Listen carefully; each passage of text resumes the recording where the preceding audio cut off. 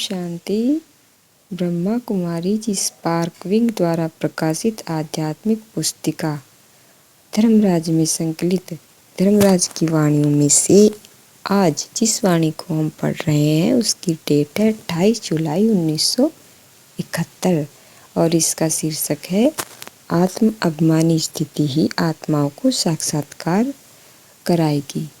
आज बाबा ने कहा, जैसे बाप आकार में निराकार आत्माओं को ही देखते हैं, वैसे ही बाप समान बने हो। सदैव जो श्रेष्ठ चीज होती है उस तरफ ही दृष्टि और वृत्ति जाती है। तो इस आकार के बीच श्रेष्ठ चीज कौन सी है? निराकार आत्मा। तो रूप को देखते हो और रूह को देखते हो, क्योंकि अब तो अंत को भी जान गए हो, अब तो अंतर को भी जान गए हो और महामंत्र को भी जान गए हो। जान लिया, देख लिया या बाकी रहा? बाकी स्थित रहने की बात में अभ्यासी हो। हर एक ने अपना अपना अनुभव बताया। ऐसे समझे, अंत तक पहले पाठ के अभ्यासी रहेंगे, अंत तक अभ्यासी रहेंगे व स्वरूप भी बनेंगे। जब तक शरीर छोड़ेंगे तब तक अभ्यासी रहेंगे। पहले पाठ की समाप्ति कब होगी? जो समझते हैं अंत तक अभ्यासी रहेंगे वह हाथ उठाओ। आकार में निराकार देखने की बात पहला पाठ पूछ रहे हैं। अभी आकार को देखते निराकार को देखते हो। बातचीत किससे करते हो? निराकार से। आकार में निराकार देखने आए। इसमें अंत तक भी अगर अभ्यासी रहेंगे तो तेही अभिमानी का अथवा अपने असली स्वरूप का जो आनंद व सुख है वह संगम युग पर अनुभव नहीं करेंगे। संगम युग का वर्षा क्या है? अतीन्द्रिय सुख। यह अंत में मिलेगा क्या? जब जाने वाले होंगे।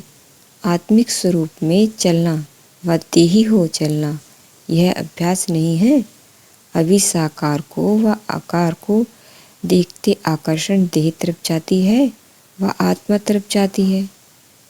पूछ रहे हैं बाबा, आत्मा को देखते हो ना? आकार में निराकार को देखना, यह प्रैक्टिकल और नेचुरल स्वरूप हो ही जाना चाहिए। अब तक शरीर को देखेंगे क्या?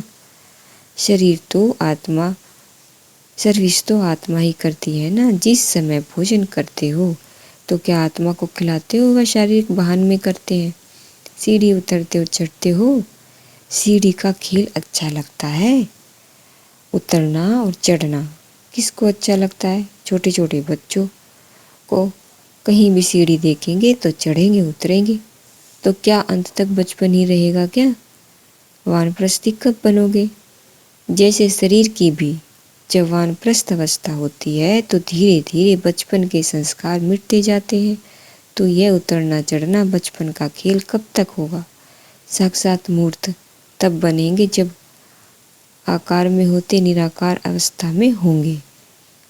अब ऐसे समझेंगे कि अंत तक अभ्यासी रहना है। तो इस पहले पाठ को परिपक्व करने में ढीलापन आ जाएगा। फिर निरंतर सहज याद व स्वरूप की स्थिति की सफलता को देखेंगे नहीं। शरीर छोड़ेंगे तब सफल होंगे क्या? पूछ रहे हैं बाबा।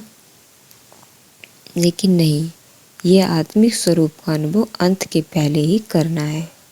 जैसे अनेक जन्म अपनी देह के स्वरूप की स्मृति नेचुरल रही है, वैसे ही अपने असली स्वरूप की स्मृति का अनुभव भी थोड़ा समय भी नहीं करेंगे क्या? यह होना चाहिए। यह पहला पाठ कंप्लीट हो ही जाएगा। इस आत्म अभिमानी की स्थिति में ही सर्व आत्माओं को साक्षात्कार कराने के निमित्त बनेंगे। तो यह टेंशन रखना पड़े। आत्मा समझना यह तो अपने स्वरूप की स्थिति में स्थित होना है। जैसे ब्रह्मा कुमार व कुमारियां कहने से ब्रह्मा बाप का ब्रह्मा कुमार पन का स्वरूप भूलता नहीं है। चलते फिरते मैं ब्रह्मा कुमार हूँ यह भूलता है क्या? जब यह शरीर नहीं भूलता तो शिववंशी होने के नाते अपना आत्मिक स्वरूप क्यों भूलते हो? बाप दादा कहते हो ना, जब शिव बाबा शब्द कहते हो तो निराकार स्वरूप सामने आता है। ऐसे ही अपना शिववंशी स्वरूप क्यों भूलते हो? ब्रह्मा कुमार बन गए हो और शिववंशी स्वरूप अंत में बनेंगे। बाप दादा इकट्ठा बोलते हो व अलग अलग बोलते हो। जब बाप दादा शब्द इकट्ठा बोलते हो तो अपना दोनों की आत्मिक स्वरूप और ब्रह्मा कुमार स्वरूप दोनों ही याद रहना चाहिए। यह अभ्यास पहले से ही कंप्लीट करना पड़े, अंत के लिए और बहुत बातें रह जाएंगी। सुनाया था ना, अंत के समय नई नई परीक्षाएं आएंगी। जिन परीक्षाओं के पास कर संपूर्णता की डिग्री लेंगे। अगर यह पहला पाठ ही स्मृति में नहीं होगा तो संपूर्णता की डिग्री नहीं ले सकेंगे। डिग्री न मिले तो क्या होगा? धर्मराज की डिग्री निकलेगी। तो यह अभ्यास बहुत पक्का करो। पहला विकार एकदम संकल्प रूप में भी निकालने का निश्चय किया तो उसमें विजय मेजॉरिटी बने हैं। अपनी प्रतिज्ञा के ऊपर मदार है। जिस बात की फोर्स से प्रतिज्ञा करते हो तो वह प्रतिज्ञा प्रैक्टिकल रूप ले लेती है। अगर समझते हो यह अंत का कोर्स है तो फिर रिजल्ट क्या होगी? प्रैक्टिकल नहीं होती है तो प्रैक्टिस ही रह जाती है। यह बातें तो पहले क्रॉस करनी है। अगर अंत तक क्रॉस करेंगे तो कंप्लीट अतीन्द्रिय सुख का वर्षा कब प्राप्त करेंगे? ओम शांति।